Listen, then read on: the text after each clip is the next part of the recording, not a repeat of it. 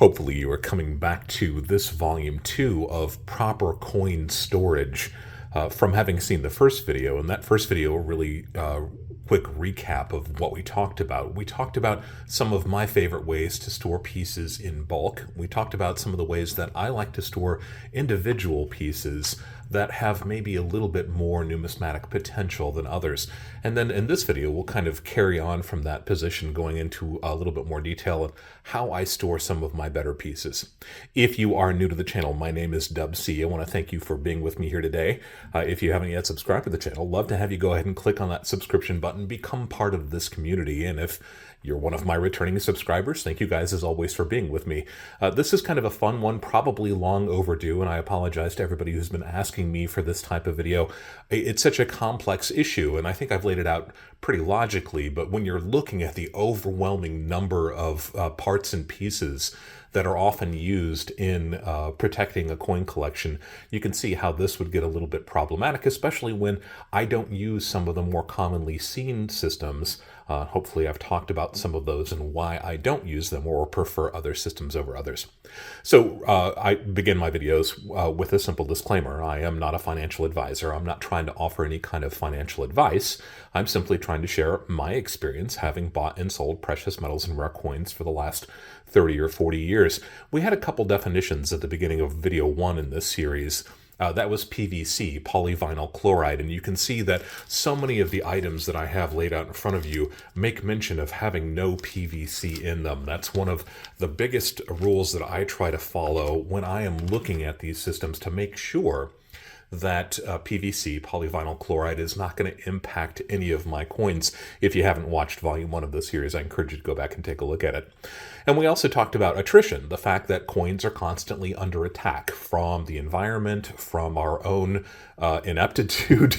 It's funny, when I was setting up this background that you see here just a few moments before I pushed record on my camera, I had this roll in my hand, and because it's standing on end, I kind of put it down a little bit hard. It tipped over and then fell off of the counter that I'm shooting on onto a hard tile floor.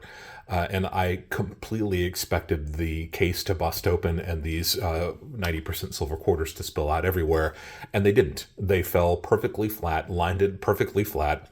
I got one, I guess, from the universe. They gave me that one for free. But the point is that this roll is in a non-PVC tube that has at least a little bit of give to it and a lid that snaps on pretty tight. So that's an example of my own ineptitude that could have led to coins spilling everywhere and getting scratched or beat up or banged up or dented. But they didn't, because I had them stored properly. That's really kind of the whole thing with attrition. We never know when it's going to happen. It can happen to anybody, and I tend to be a little bit clumsy. I don't know about you, but this is just an example of why we try to use proper storage techniques, because we can never tell when something like that is going to happen. We certainly don't plan for it. So a quick recap, and I'll talk again about these towards the end of the video. If I am storing kind of bulk 90% or bulk coins that really aren't an individual example that I need for a collection, like my 90%, most of the time it's going to be in these simple rolls I talked about in the last video. Why I prefer kind of these inexpensive, generic, non-PVC tubes. They cost $1 or $2 a piece. Sometimes if you're buying 90% in bulk, your dealer or the person that you're buying them from will already have them sorted, weighed, counted, whatever, into these tubes, and you get to kind of inherit them for free. Free is good as long as you know for certain that these pieces don't contain PVC. So for bulk stuff, this is the way I go. For things that are a little bit nicer, maybe kind of my middle of the road coins, I talked about why I like Safe Flip brand 2x2s, and I showed you the inside of one of these boxes with the Safe Flips here. This one folded in half with 2 pieces in it. I also gave the examples of some of these coins that have a little bit of writing on the inside, so I know a little bit more about these. The nice thing about these Safe Flips is that they've got 2 pockets, so you can write down some information. While I do have some pieces stored in a traditional 2x2, I gave the reasons why I don't really like using 2x2s. Mainly it's because of these staples, and the staples are always something you have to watch out for. I don't feel like I have to be quite as careful. Again, I tend to be a little bit clumsy sometimes, so I like the idea of simple 2x2s, flips, non-PVC, folded and stored in one of these boxes. The nice things about these boxes is that you can have 10, 15, 20 of these boxes, and they are stable. They will stay still. They're not going to roll around anywhere. They fit nicely inside of a safe deposit box. So I do like these kind of red paperboard boxes. They cost $3 or $4 a piece at most coin shops, most coin suppliers. And again, I'll leave some links down to my favorite coin supplier at the bottom of this video so you can see that. And then I also mentioned that there are some kind of newer technologies that allow you to take advantage of non-PVC items where you might not expect them. So I do have this 3-ring binder that I showed a little bit in the last video, and this is kind of a heavy-duty, heavyweight 3-ring binder. You see it's a pretty big one. I've got lots of pages inside of it, but I pulled a couple of these pages out so you can see this is a traditional binder page. It's got 3 holes, so it fits inside a traditional 3-ring binder, but you see how glossy and shiny these pages are? This is a PVC page. Now, these coins, again, most of these are metal detected finds or pieces that I've found in change. So I'm not trying to give them the ultimate in protection, but they are within a 2x2, and this is a pretty good quality paper 2x2, and I think that is separated enough from the PVC pages in that binder. I made a big deal out of not using anything PVC in the last video, and I mentioned that it helps me sleep better at night. Believe it or not, I don't sleep that well knowing that those binder pages are PVC. Some people might say that's an overreaction. You're probably right. As long as the coin is protected within something that doesn't have PVC in it, like these 2x2s, these paper 2x2s, you're probably okay.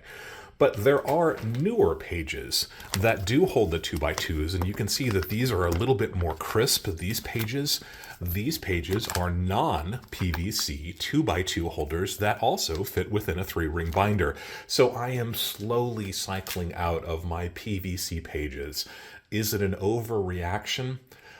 It makes me feel better, knowing that I don't have any PVC that's anywhere around my coins. This binder in particular I've had for decades, and I will probably continue to have it for decades, and I don't want anything to happen to these coins in the interim. So slowly cycling out of those, even those PVC pages that hold the 2x2s, in favor of something that is non-PVC. I told you I'd just give you some examples of some slightly newer technology that I'm slowly working myself into.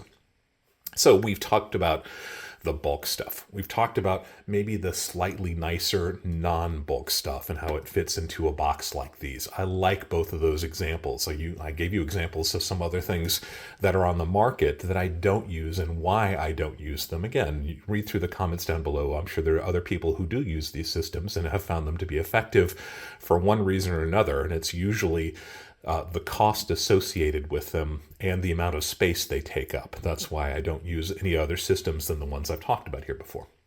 What about my nicer pieces? This is where it starts to become a little bit more interesting, and I've got several friends who make videos on YouTube also, without name dropping anyone. I'm thinking specifically of Silverstruck, who has a phenomenal bullion collection. If you are a fan of vintage bullion, I strongly suggest that you check out his YouTube channel. But he is a big fan of guardhouse. He uses guardhouse containers for most of his bullion pieces, and then he uses guardhouse boxes, and I'll show an example of what it is that I'm talking about here, that each one of these individual containers slips into a larger box that is used for holding the individual pieces. So you're talking about a very complicated system, complicated in a good way, in that it's got really nice interlocking pieces that all work together as a fantastic way to store bullion. There are disadvantages, and let me just talk a little bit about those. This is my example of how I store my very best coins. So we talked about bulk, we talked about kind of middle of the road pieces. This is high end. This is how I store my very good pieces.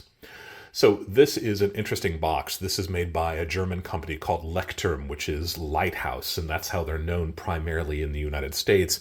These boxes predate the Americanized version. You can see it's actually got the German address down here down below.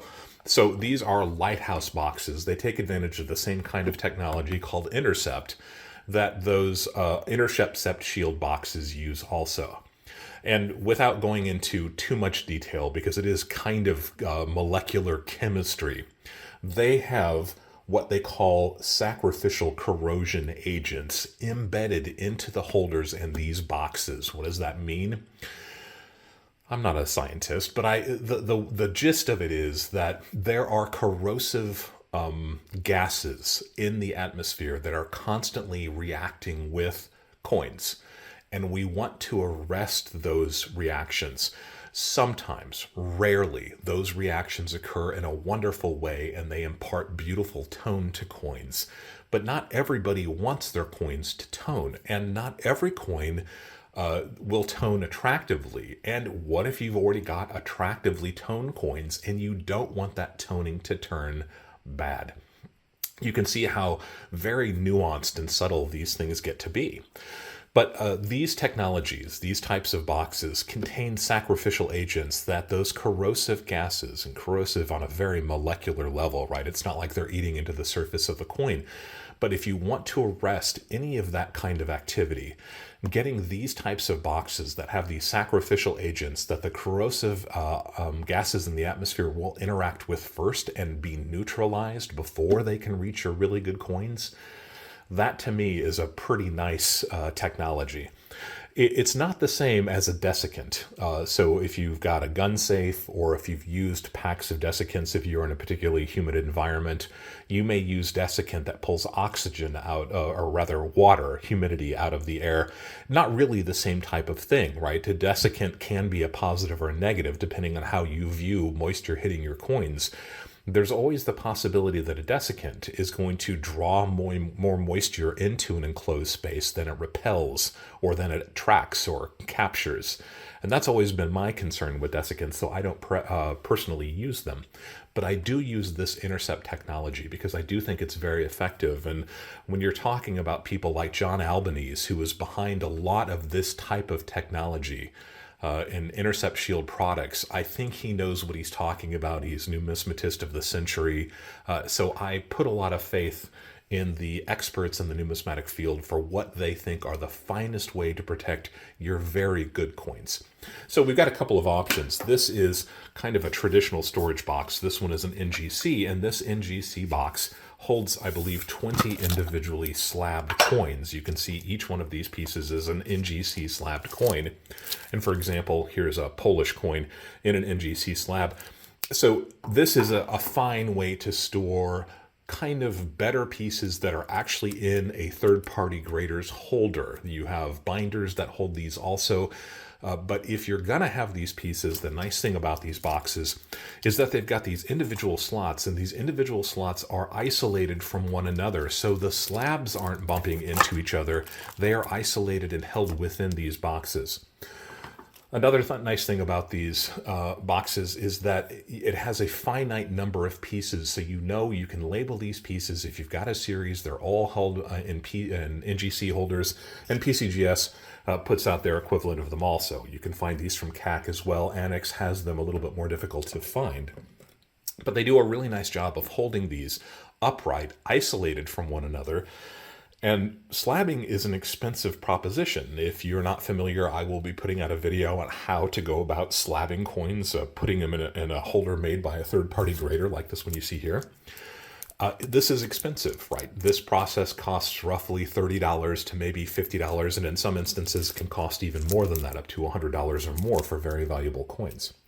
So slabbing is an expensive proposition, and coin slabs do get damaged the same way that a coin gets damaged. I know it starts to be kind of splitting hairs when you're worried about attrition.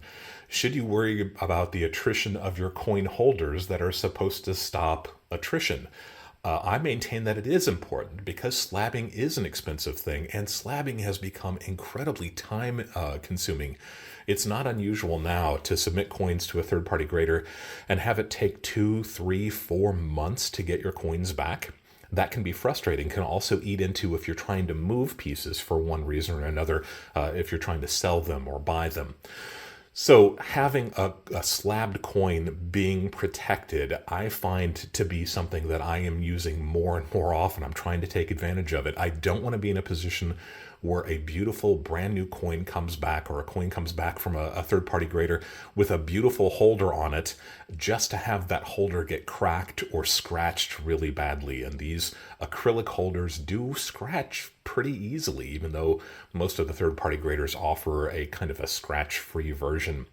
I don't take advantage of that, and frankly, I'm not sure it works. But the reason I'm talking about that is because you can have one of these holders, you can have them in protecting your individual slabs within this kind of a case, not bumping into one another, but I like having each of my slabs protected with one of these little coin slab protectors. This is also Guardhouse Shield technology. This is some of the best quality holders that you can get. And these are just little envelopes that the individual slabs go into. So yes, I am protecting my slabs by putting them in a case, and I'm putting each one of my slabs in these little thin holders. And the slab just goes inside of one of these. They are resealable. You can use them maybe half a dozen times, open and close them before it starts to kind of stretch the holder, the little slab protector out a little bit too much, or the stickiness starts to wear away. But then you're protecting both sides of the holder from getting scratched, both sides of the slab from getting scratched. Never can get this to work when I'm trying to film it. Let's see if I can do it. Of course not. So the slab just slips down inside of it. Maybe we could do it with a brand new one. And then you've got a little slip of adhesive there. You peel this off, and then you can reseal these over and over again, like I said, about a dozen times. And that way you are protecting the slab. It's very inexpensive protection, right? These bags of Guardhouse slab protectors come in batches of 100, and they cost 10, 15 bucks maybe at that. That's a pretty inexpensive form of protection. They're non-PVC, well-known brand.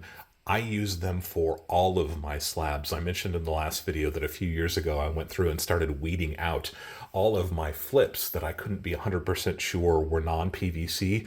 Since then, I have gone ahead and used these coin slab protector bags on every single one of my third-party grader slabs, even some of my really, really gross bottom tier slabs, because I've got those to show them to folks like you in educational videos, and I want to be able to protect them too. There's no reason to have them damaged. That defeats the purpose. Inexpensive insurance. It sounds a little bit silly, but believe me, once you start using them, you start to appreciate them, and you feel like your slabs are naked without them. So that's why I use those on the kind of lower tier volume of my slabbed pieces, my third-party grader holder pieces. But the intercept shield technology is what I use for my very best pieces. So you have a very tight-fitting locking container that has this kind of arresting agent embedded within it that neutralizes those corrosive agents in the atmosphere. It's sophisticated, but it works, and this is the way the finest collections that I'm aware of also store their very best pieces. So you've got this box that fits together very tightly, and then you've got these individual containers for each one of your slabs, and I'll pull them out so you can see what they look like here. So this is an example of one of these snug-fitting intercept shield boxes. They do have a window so you can read the slab. There's a window so you can see the coin. And the fact that these come together and fit together very snugly, you are making an almost airtight situation for the individual coins, and then they fit down inside these boxes, and these boxes fit together very tight also. So you have a really nice all-in-one, tight-fitting, arresting agent embedded quality protection for your very finest coins. This is the way I protect my very best pieces. And again, this is the way I see most of my friends who have high-end collections also have their best pieces stored. Now, there are some negatives to this. First off, these can be hard to find. There are suppliers who deal with them. I'll show you an image of one of those again from one of my favorite suppliers. These can be difficult to find. It seems like they go in and out of stock with some regularity. Now, I've said that mine are original German versions. I understand that now they're starting to make these in China. I do believe that they are paying very close attention to the protection, making sure that this is up to the standards, so I would have no problem buying one of those modern pieces, but I do kind of like the fact that these were actually made in Germany. I think that's kind of nice. The price on these, they're not cheap. Right now, these boxes, which hold 10 pieces total, again, you can see there how they fit into this. These cost somewhere between $30 and $50 per box. Now, the boxes do come with the individual holders for each one of the slabs, but you're still talking about $3, $4 per coin to have them stored in a system like that. That to me is incredibly inexpensive insurance. The entire time that I've had my pieces in this type of system, which is probably about 10 years now, I have noticed absolutely zero change in my beautifully toned pieces and no change at all in my untoned pieces. And that's important. I want the pieces that I have purchased specifically because they have no toning to remain untoned, no corrosive agents at all. And the pieces that I've bought because they are beautifully toned, I live in an environment that does have high humidity in some parts of the year, and I don't ever know what kind of chemicals are off-gassing from the paint in my house, the carpet, my own exhalation. There are so many different factors that could come into play when you're talking about higher end pieces. This technology, in my opinion, does work, and that's why I use it and swear by it for my very high-end pieces. But it is expensive. You're talking about $50 per 10 coins, somewhere in that area. If you've got more than 10, if you've got 20 or 30 or 40 or 50 really nice coins, you are starting to talk about some pretty expensive storage techniques. I think it's worth it. It's also important to know that this is really only designed for those pieces that are already slabbed. Now, both Intercept Shield and Lighthouse do have versions of these that you can self-slab. There are little inserts that you can buy that look very much like an NGC PCGS Annex or CACG slab. So you can self-slab pieces, but then you're also not getting the advantage of having a piece that's already been slabbed and graded by and authenticated by a third-party grader. So that's why I just have my very best pieces. All of my very best pieces are already in third-party grader holders. All of my best pieces, if they weren't when I bought them, I have since submitted them directly to one of the third-party graders for the consistency, the protection, the authenticity, and to be able to put them in this type of system and know that I have given them the very best protection that I am capable of giving them. So a little bit of the higher end style of protecting pieces. So we start with, in just a really quick rundown, my favorite way to store pieces. If you're talking about bulk, it's going to be in these kind of somewhat generic tubes. You can buy these for $1 or $2 a piece at a coin shop or a coin supply house. If we're talking about slightly better pieces, then I'm going to go with Safe Flip brand flips, and I'm going to put them in these red cardboard boxes. They're going to be protected from one another pretty well. These are the pieces that maybe it doesn't make financial sense to have each one of those individually slabbed if they didn't come slabbed when I bought them already. And again, I'll be putting out a video about that. And then I've got my very high-end pieces. All of them are already going to be graded by a third-party grader, and they go into a Lighthouse Intercept box like this with the individual holders for each one of those within a snug-fitting case that blocks out so much of those gases that are possibly going to interfere with the coins. And then they've got this intercept technology that acts as a sacrificial agent that the gases attack rather than a gas attacking your coins. And I think that makes me sleep very well at night, knowing that my pieces are as protected as they can be. So we've got good, better, best, kind of. I did want to indicate that I've talked a lot about PVC and how PVC is very difficult to arrest, and it certainly can't be improved upon, right? You can remove PVC, you can arrest it from doing any more damage, but I did make a series of videos about those not too long ago. That's called Cleaning Coins, Myths, Truths, and Stabilization Techniques. It's a two-part series. So if you've got pieces that you think have been attacked by PVC, I've got a pretty simple technique that seems to work pretty well. It's a little bit of Dubsey's opinion, and it's not necessarily the way that you should clean pieces. Again, we don't really clean pieces. This is all about removing that potential PVC damage. Take a look at those videos. I'll leave a link down below. Two-part series, pretty easy to watch, but I'll actually demonstrate while you're watching the video exactly how I use these compounds from start to finish, so you can see exactly how it is that I am trying to arrest and even remove the potential damage caused by PVC. If you have any questions about the pieces that we talked about here, the types of storage that we've talked about here, by all means, leave that question down below. Like I said in the first video, good idea to wait until you've seen the second video. So if I covered the things that you're talking about, now you've actually seen the best options that I can offer you. Leave a question down below if I still didn't address one of your questions. If you've got a question, there's a good chance somebody else has that same question. Let's see if we can answer it for everybody.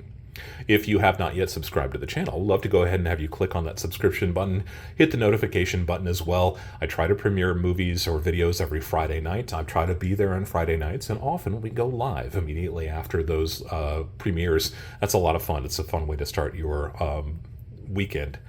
If you have suggestions for other videos you'd like to see me make, or even video series, leave that comment down below. And if I do wind up making a video based on your suggestion, I'll give you a great big shout out. Started a video series recently called Subscriber Question and Answer. So if you leave a question, and it's a pretty good question that makes me do those mental gymnastics, there's at least a chance I'm going to make a video specifically about your question. And of course, I will give you a big shout out if that happens too. Always be learning. And thank you for allowing me to be a part of your journey as we go deeper into the world of coins and physical precious metals.